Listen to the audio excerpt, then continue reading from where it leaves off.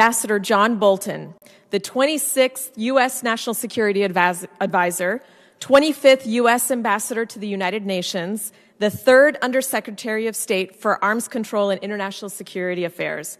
But above all, someone Tehran has designated on its blacklist for his support of the Iranian resistance. Ambassador Bolton, the floor is yours.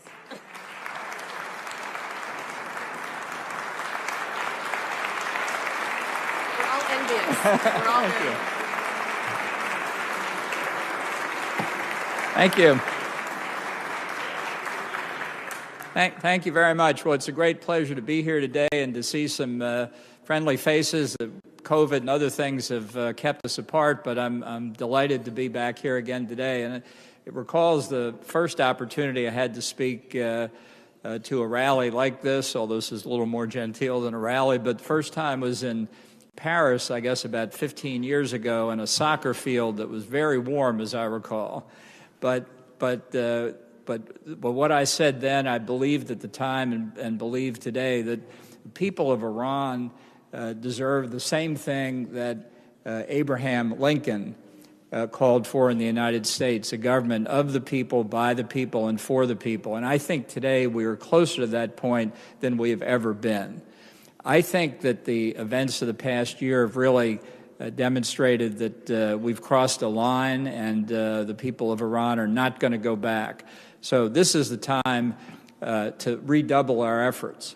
And I want to say that through the work of the MEK, Madam Rajavi, and everybody who has helped out over the years, it's been a fundamental part of that effort. I remember my own really first knowledge of the MEK came during the George W. Bush administration when I was working on the problem of nuclear proliferation by the regime in Tehran, by North Korea, by others. And I kept hearing about this group having press conferences revealing information about the Iranian nuclear weapons program, some of which we knew about but couldn't make public, some of which we didn't know about but we were happy to hear and could verify later.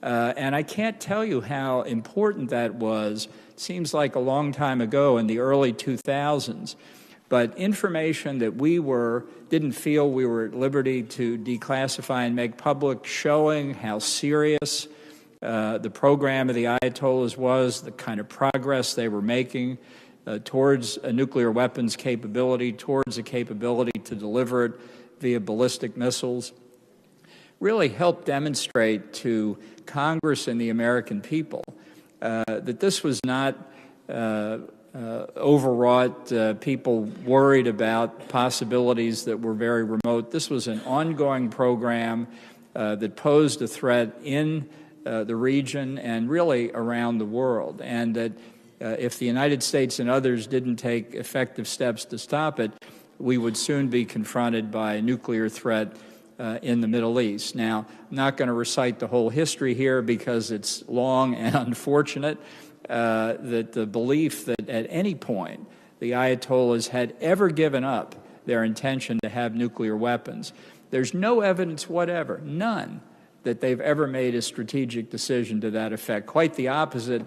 Even to this day, they are actively pursuing nuclear weapons and the ballistic missile technology that they need to deliver them. It is an illusion, and has been from the outset, that they would ever enter into agreement that would constrict their ability to develop nuclear weapons. They would promise a lot of things. They're pretty good at that. But they had no intention of carrying through on those promises.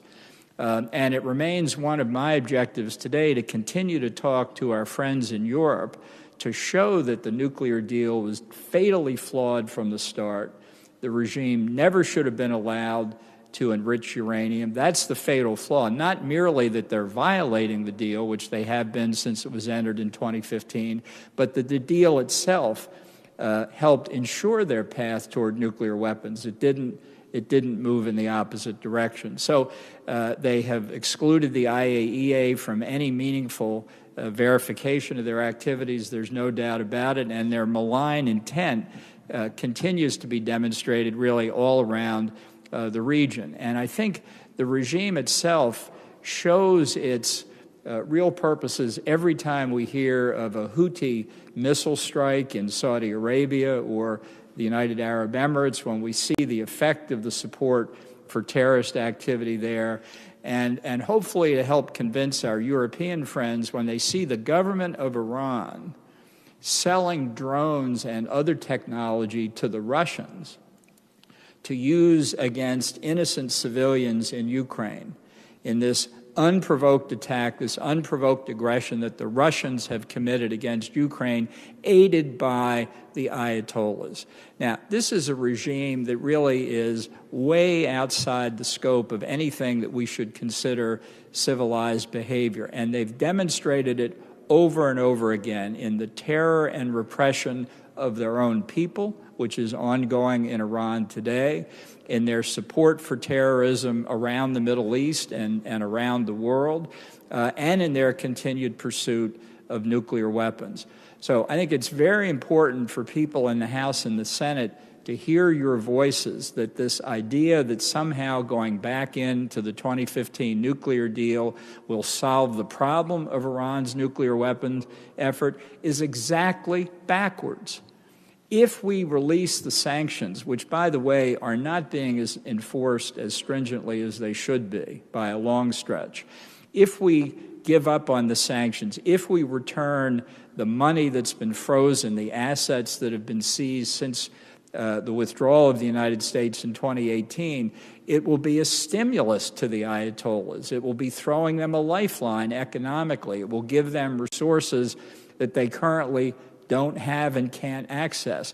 It's not going to change their behavior in a positive way. It's going to reinforce in their minds that the government of the United States doesn't have the resolve, doesn't have the staying power to achieve the objective that it says it wants, which is to make sure that Iran doesn't get nuclear weapons. So this is a very important time for all of the objectives that we've been seeking, but the reason to be optimistic is what we have seen in Iran by the actions of the Iranian people themselves over the past 6 months. We've known of opposition inside that the MEK has reported on consistently and accurately over the years. We've seen the enormous economic dissatisfaction with the rule of the Ayatollahs and their mismanagement of the Iranian economy that's impoverished what should be a very successful and wealthy country. And now we see, after the murder of Mahsa Amini, we see a direct ideological assault on the legitimacy of the regime itself. This is saying that the people of Iran do not believe that the Ayatollahs convey the word of God that they have to believe, that individuals can make their own decisions. And that's what they've been doing for the past 6 months. That challenges the basic ideological foundation of the regime itself. Because once people are allowed to think for themselves, there's no way the regime can survive. This is a very dangerous time inside Iran, but it's a time where we need courage from the people there, and they need to hear time and again how much the international awareness of their efforts has penetrated and how strongly, particularly, the United States feels about this. We cannot underestimate the effect that we've seen of the pictures from inside Iran of women leading these demonstrations against the brutality of the Ayatollahs. And one reason that I think this time the opposition has crossed far beyond any achievements that they have had before. One reason that this time I think we're going to be increasingly close to success is that every general in the Revolutionary Guards, every general in the regular military, every one of them has a mother, they have sisters, they have wives, they have daughters, and they are hearing every day and every night what the women of Iran believe. And that is a subversive lobbying force that we could only have dreamed of in the past. So let's give full credit to the people of Iran who are out in the streets at great risk to their own safety. Thousands, tens of thousands have been arrested, hundreds have been killed, but they're still out there doing it. And it's that force of opinion that will bring the Ayatollahs down, give us the regime change we need, free the Iranian people, relieve the threat to international peace and security that their support for terrorism and their pursuit of nuclear weapons has burdened us with these last 40 years. We are very close to winning. Thank you very much.